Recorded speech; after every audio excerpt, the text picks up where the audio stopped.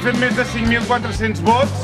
Tenint en compte que venim de 2.900 vol dir que gairebé hem doblat els resultats de fa 4 anys.